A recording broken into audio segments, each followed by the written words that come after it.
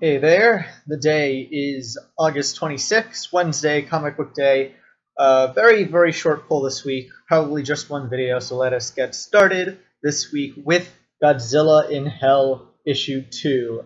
And what an improvement this issue is. I mean, I liked the first one. The first one definitely had a charm to it, but I also couldn't see exactly how they were going to pull it off for more than 4 issues. I mean, for more than 1 issue, rather, because this is a 4-issue miniseries. But this issue 2 is so much better. It's not all that different, mind you, but one thing it does have over the previous issue is text. And again, it's not trying to tell much of a story. The entire story is Godzilla in Hell, but the text adds so much just flavor to this universe, as well as the art, and the art changed in this issue too. It's much more painterly. In fact, at the end of the book, there's a kind of how it's made sort of thing, and the artist Bob Eggleton said he took the inspiration for his art in this book from 3 other artists, John Martin, Gustav Doré, and J.M.W. Turner, all from around the same time, from the late 1700s to the 1800s, all with that very distinct sort of painterly quality that you see in this book and see so well done, and that works so well even with something as far into that art form as Godzilla. At the same time, it still feels very much like Godzilla fits in Hell. If you ever saw those kind of like depictions of Hell from Erroneous Bach and stuff like that, you have like these very weird, surreal, kind of even like alien depictions of Hell, and Godzilla fits so well in that. And the text itself adds is very much like Dante or like Milton, how Milton and Dante describe Hell. Milton in Paradise Lost and Dante in the Inferno, as this just kind of alien but still human creation. As you can see, Hell here has cities, and they describe them as fallen cities of man and stuff like that. And you have like the great beasts, the Kaiju, or like the demons, the great devils in Hell, and you just have Godzilla kicking their ass. So you have Godzilla versus Rodan here, and then Godzilla just explores another layer of Hell, and he sees the Ingurius, which is another Kaiju, in the ice realm, and you move from the red to the blue. And the final part of this book, the final third, is just, and you can definitely see the JMW influence, or the Turner influence, in the page I'm gonna show you now. It takes place in the ocean, this water scene full of storms, which, Godzilla fits right in. He's the water guy, storms, lightning, all very Godzilla. But translating that into this kind of J.M.W. Turner seascape, it shouldn't fit as well as it does, but it's beautiful. This is an amazingly beautiful book. And that's the sort of book it is. It's not a story, it's not a plot, it's an aesthetic experience. And just a really great one. This book is so well illustrated and so beautiful. And the text all really brings it together and gives you that, okay, this is the epic Hell, the epic poetic Hell, but Godzilla's here just fucking shit up. So it's amazing. I really enjoy this issue. And even if you didn't pick up the first one, I can recommend this one. Just on the art alone, such a good book. Great stuff. I can't wait to see what they do with the next issue. Speaking of, next up this week is Captain Marvel and the Carol Corps. Issue, what are we, 3, 4? Issue 3. And this is the action issue. This is where the hammer drops. Last issue, there was a big explosion, as Helen tried to escape in the rockets they've been building. The rocket exploded. Captain Marvel rescues her, and the rest of the Corps are like, okay, they're going to find out what we've been doing. We got to escape. We got to make a break for it. And that is what they do. They all take off in their new jets, trackers disabled and all that, just trying to get away from where they are before trouble finds them, I guess, at base. Carol, of course, takes Rhodey with her personally, and then they get chased by the higher ups, and there is a dogfight. So you have the Banshees, the Carol Corps escaping, and then getting into a dogfight over open water with the people hunting them down. And that, yeah, again, not very plot heavy this issue. It's just the escape. This is the action issue. Really well done. You feel the speed in this dogfight. You feel the intensity. You can almost feel like the wind rushing, beside you. You can hear the of like planes going in air. Very, very visceral experience, this dogfight. Very, very fun. And a good pump of action that this book needed, because it was getting a little slow, and this is all downhill. They were building uphill first two issues. This is the downhill issue. This is where all the action is. So very, very fun issue to read. Very fast feeling, and ending off with a really great place with the Carol Corps alone, no support, middle of the ocean, and of course still being hunted by Doom. So another fun issue of Carol Corps. Can't wait to see how that story ends. I think we only have one or two more issues of that. Next up is... what is next? Next up is Superman, issue 43. There we go. I can just look at the camera and read. I don't know why I'm turning the book. Issue 40. Ow. Paper cut. Okay, not gonna let that stop me for too long. Superman, issue 43. Last issue, Superman and gang raided a hoarder, which is this information collection thing. Superman made it explode with a solar flare, got his powers drained by, it's revealed in this issue by what it was. In this issue, we start off with Superman waking up in Lois Lane's bed. It has been a whole day that he needed usually to recharge from the solar flare. It has been a day, and Superman is still not quite recharged. He remembers someone coming up to him during the flare and kind of sucking his powers. And of course, the rest of the gang goes to kind of investigate after we find out that Hoarder is still around. Also, in this page, it's revealed that Clark Kent is hung. Pretty big, He is Superman, after all. Lois and Clark have a very nice heart-to-heart that kind of, makes people, at least made me, reminisce and, kind of wonder, why aren't they a couple? They should be a couple. They are the comic couple. Why aren't they together? And so that scene just kind of, poked that issue for me. And I just want them together again. I like Lois and Clark. I don't like Lois. I don't like Clark and Wonder Woman. I like Lois and Clark. That is the couple I like. That is the couple I want. So it's revealed that Hoarder's still around. Superman and Lois go off to stop him again. Superman lets himself be captured, and then Lois tries to save Superman, and we find out exactly why Lois revealed Superman's secret identity to the entire world. It was to get Superman out of the jam that he was in at Hoarder, which isn't. I mean, of course, that's how it was going to end, and that was kind of predictable from the first few issues of the story.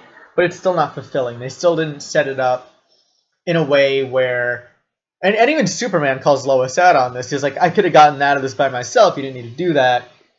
You're just causing more trouble.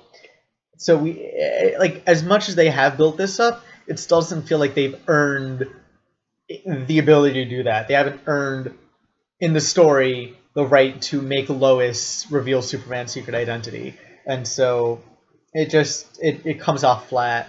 I don't like how they did it. Still doesn't work for me.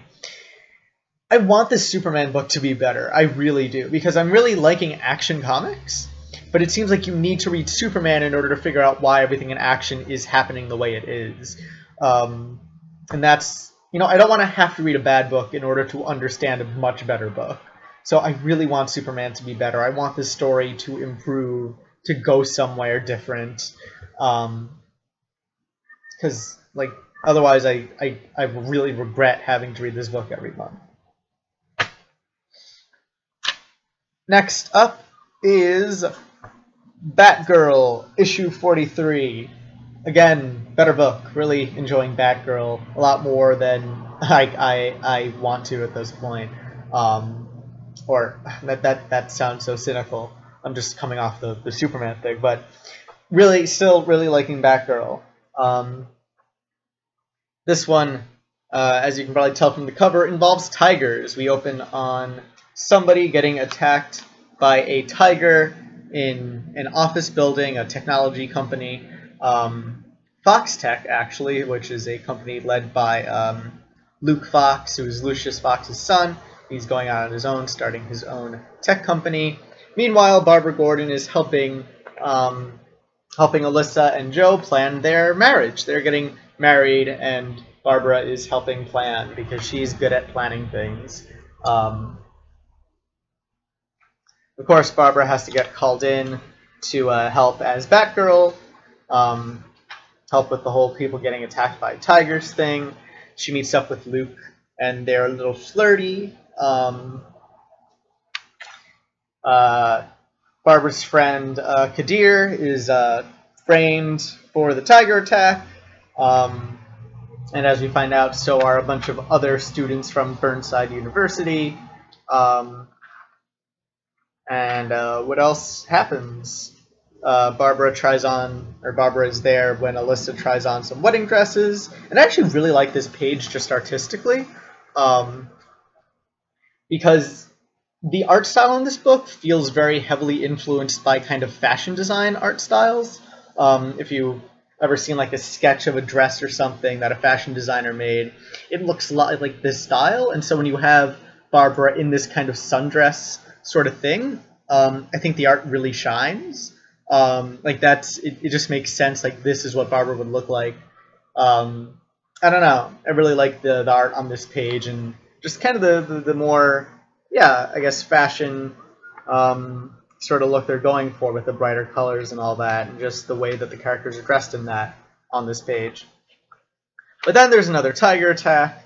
We have Batgirl versus a tiger, and that's kind of where we end the book with Batgirl winning, stuff happening. Meanwhile, another important part of this book, as Batgirl is doing all this stuff, Frankie, her friend Frankie, who is kind of her Alfred / Oracle, wants to break out on her own and do more physical superhero stuff, and Barbara, being Barbara, is like, no, let me handle all the physical stuff, you be the brains, I'll be the brawn. And Barbara should know how that doesn't usually work, because they're kind of setting up that parallel. The way Barbara's always been treated by, like, her father, you stay back, I'll handle the dangerous stuff. Now Barbara's doing that to her sidekicks, saying, you held back, I'll do the dangerous stuff. And of course that just makes the sidekick, the partner, want to break out on their own even more, so they're drawing that parallel story sort of thing. Again, really enjoying Batgirl, really enjoying the art. Even off of that one page I wanted to highlight, the art is very good. This spread actually, I think, does like a great job when you see Barbara in the light, bright flowery colors, and then as Batgirl you have like the darker colors, and she just feels like a different character going from this to this, and like you can tell, okay, she puts on the costume, she is a different person now. And just really, really fun book. Next up is Grayson, what are we on? Issue 11, and oh my god, this is probably my favorite book this week. The cover is actually really accurate, because this whole book is or most of this book, a good 90% of this book, is Grayson versus Grayson. Let me find like the best panel or the best spread of this, because it is a really good fight. It takes most of the book. They really pace it out. I guess this would be the best page, the best spread, and they use the entirety of this book to really break down Grayson, to break down the situation, to break down the book, and it's just done so well. So we have Dick versus Dick, and in the beginning, good guy Dick Grayson, is winning. He's getting a lot of good hits in. He seems to be in control of the fight. He's doing his, quips and his jokes and stuff. And then the doppelganger reveals that they know a bit too much, and that throws Dick off of his game. So this page here, Dick is making a joke about girlfriends, and then the doppelganger is, he knows, the doppelganger knows Barbara or Coriander, Starfire, and Batgirl, which throws Dick off of his game, and then the tables turn. Dick gets, the doppelganger is in control of the fight. And when the doppelganger is in control, first of all, you have the color shift, you go from blue to red, and then the doppelganger breaks down Dick as a person.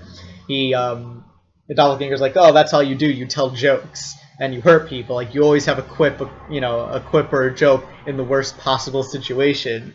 So somebody dies and you tell a joke. Batman dies, you tell a joke.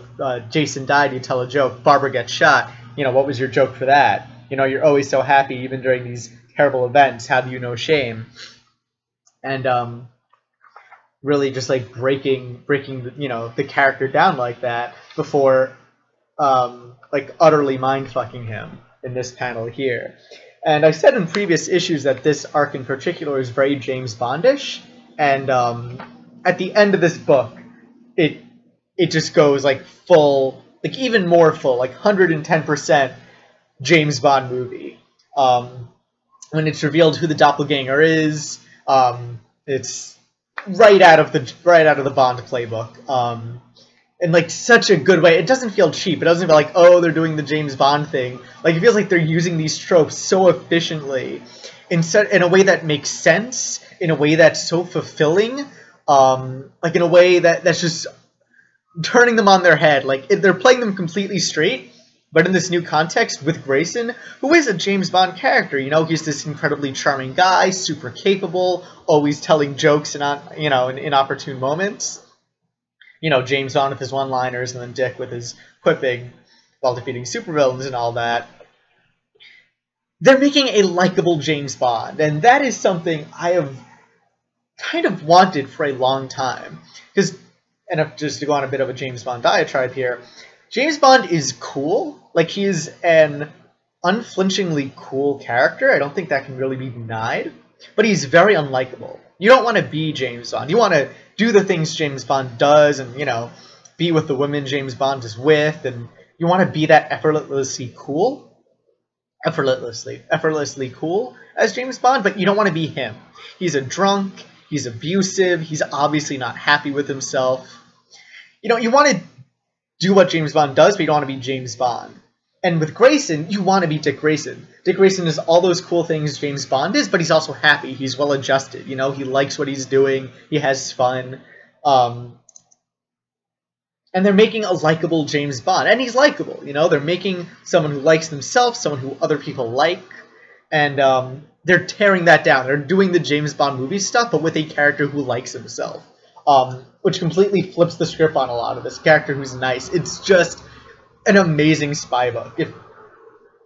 I don't know how what much I'm beginning to drool here about how much I like this book. If you like Dick Grayson, you have to pick it up. If you like Nightwing, you have to pick it up. If you like James Bond, pick this book up. If you like spy stories in general, pick this book up. It is brilliant. The stuff it does, in a way, it's like they're using all these. That's another thing. They're using all these familiar tropes, but they're not predictable. They make sense in the way they're doing it, and it should be predictable. In retrospect, everything is very predictable, but it's not predictable until you get there. You can't guess what's happening because it's still a good mystery. It's still a good spy drama. Everything this book does is amazing, and the way they do it is just it's flawless. It is such a great book. I'm really enjoying it. I just want more of this. I want to see where this ends up. Because even though they're using all these familiar spy tropes, you're like, okay, which one are they going to pull out next? Like, which one makes the most sense in the next issue to do? And it's just so great. So great. I cannot recommend this book enough. Pick up Grayson. Like, from the beginning, you will not regret it. And I wish we ended on that issue. But we have one more book. Not as good, unfortunately. Justice League of America, issue 3. And this is a book I just, right now, I like the premise so much that I'm going to keep on reading it to the end. I think the premise still has promise. I think it still has potential. As much as they're lacking on the execution side, it's that I just want to keep it going for that they haven't killed the premise for me yet, even though the plot and the characters and a lot of the other stuff is very lacking. In this book, we find the Justice League separated from each other. So we have the Flash and Green Lantern stranded on this planet full of warriors that we find out to be a Krypton. Not only a pre-exploded Krypton, but a pre-kind of Kryptonian Empire Krypton. You have the kind of the Bronze Age of Krypton here, and then you have Flash and Green Lantern in the middle of it. Meanwhile, Wonder Woman is stuck on in Olympus.